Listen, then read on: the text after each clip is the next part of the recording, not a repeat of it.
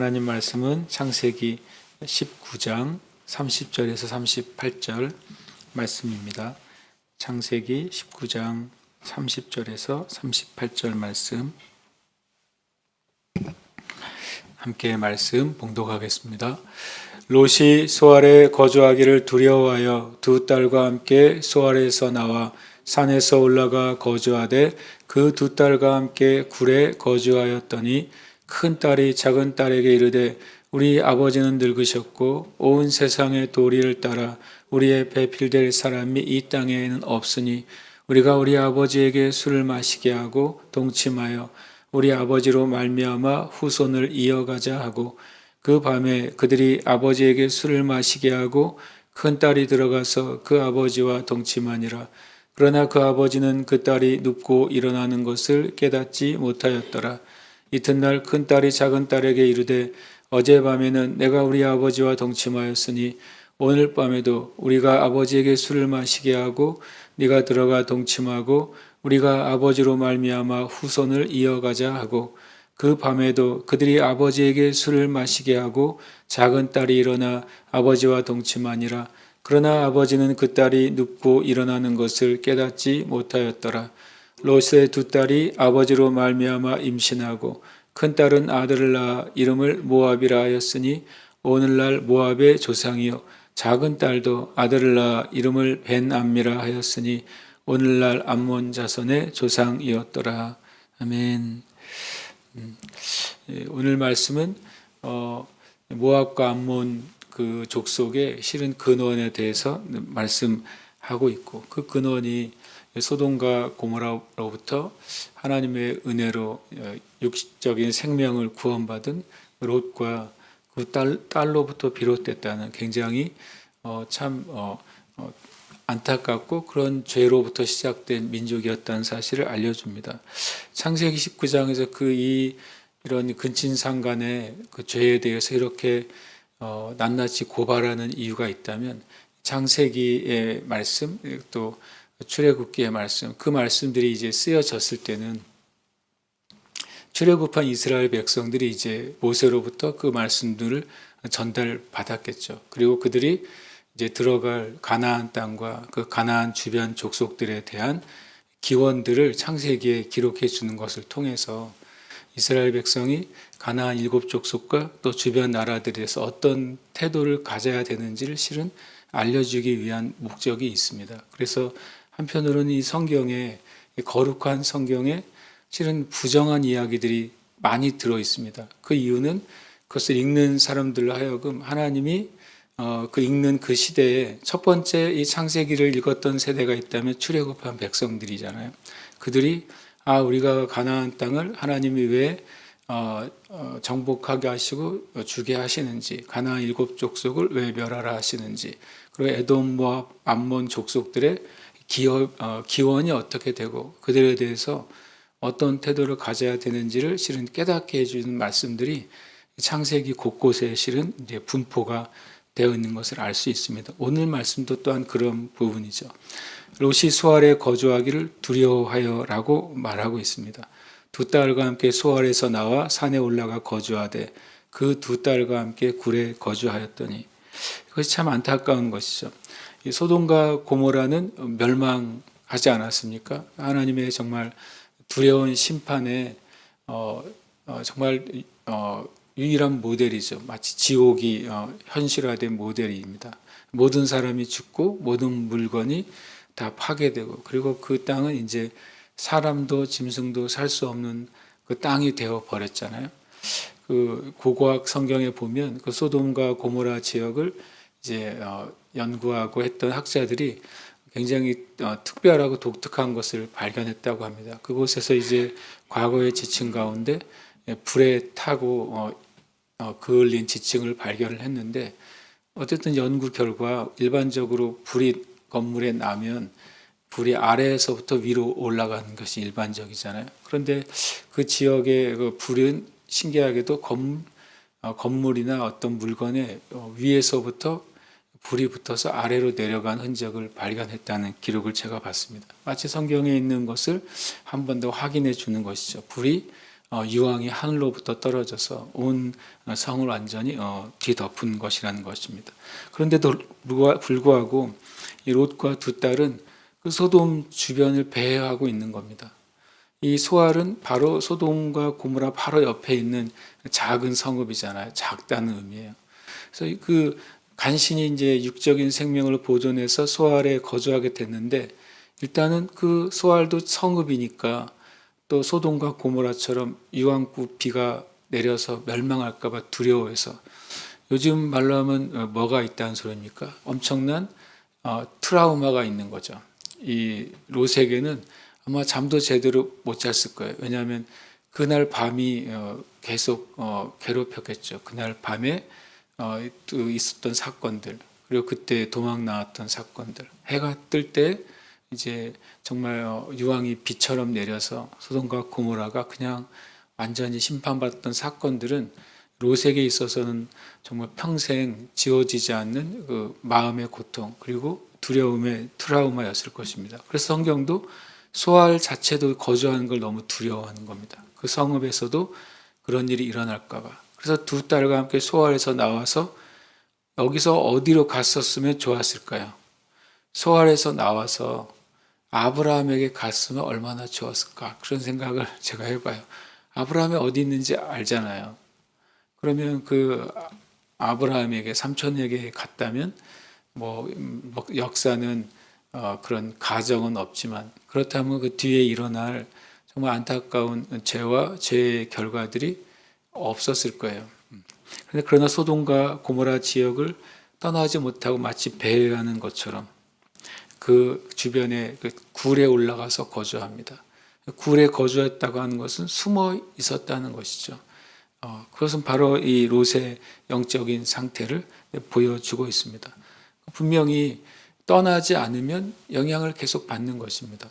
소돔과 고모라는 멸망했음에도 불구하고 그 주변에서 벗어나지 못하는 롯과 두 딸은 결국엔 그 소돔과 고모라의 영적인 영향하에 있는 것입니다.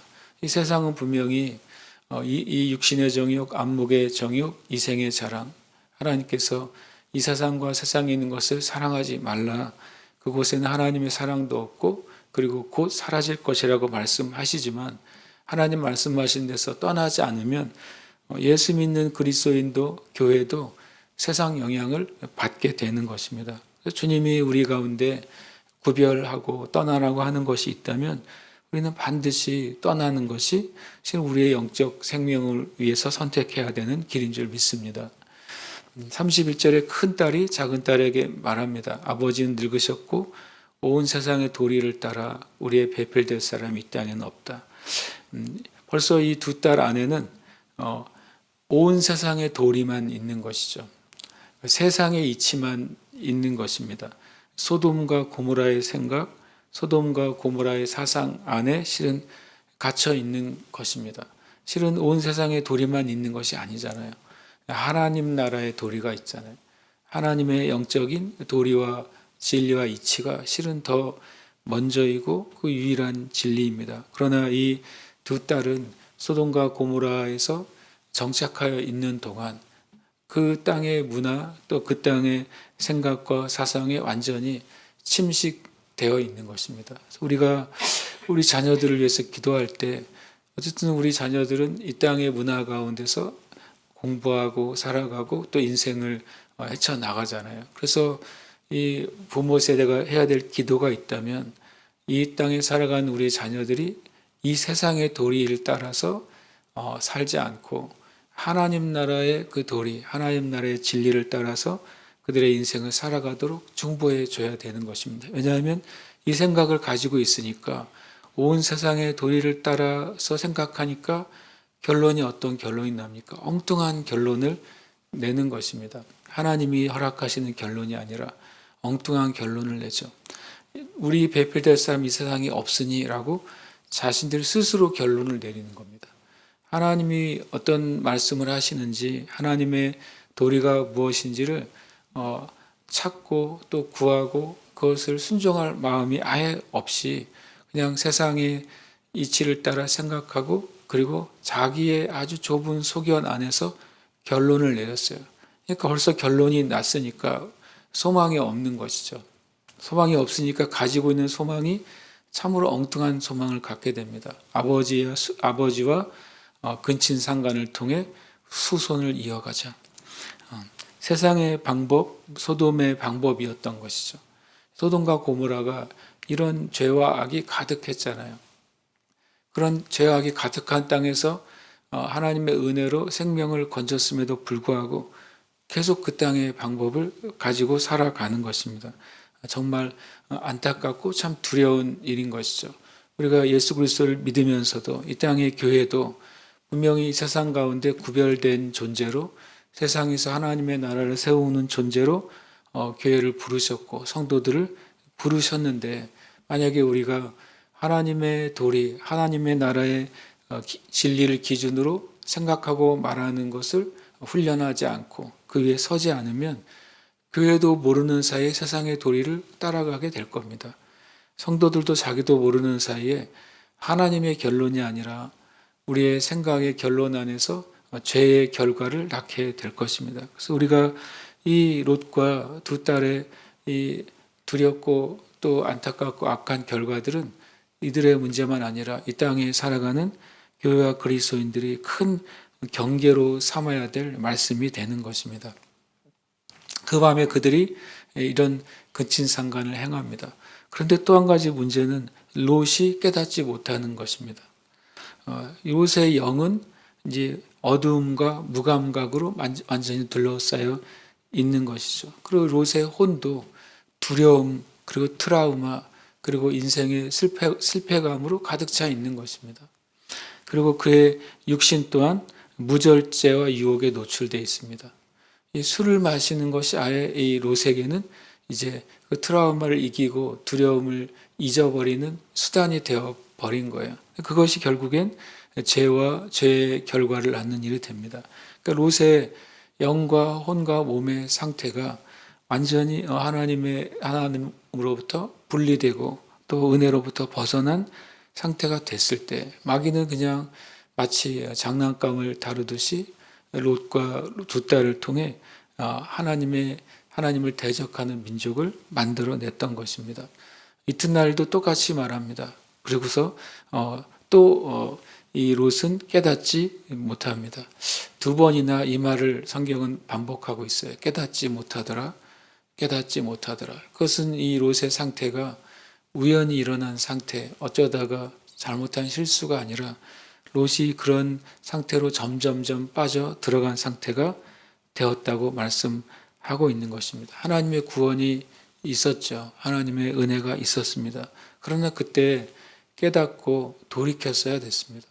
깨닫고 다시 하나님의 언약인 그 아브라함에게로 돌아갔었어야 됐습니다. 그러나 그 하나님의 은혜까지만 있었던 것이고 그 다음엔 오히려 스스로 더 마치 늪에 빠져가듯이 빠져 들어갔던 것입니다. 그러면서 롯의 두 딸이 아버지로 말미암아 임신하고 자녀를 낳습니다. 모압 족속과 암몬 족속이 나옵니다. 결국에는 모압과 암몬 족속은 어떤 뿌리를 가지고 있습니까? 두려움과 또 실패와 그리고 거절과 그리고 악한 죄의 뿌리를 가지고 태어난 민족이 되어버린 것입니다. 신명기 23장 3절 이후에 모압과 암몬 족속에 대한 하나님이 이렇게 말씀하십니다. 암몬 사람과 모압 사람은 여호와의 총회에 들어오지 못하리니 그들에게 속한 자는 10대뿐 아니라 영원히 여호와의 총회에 들어오지 못하리라.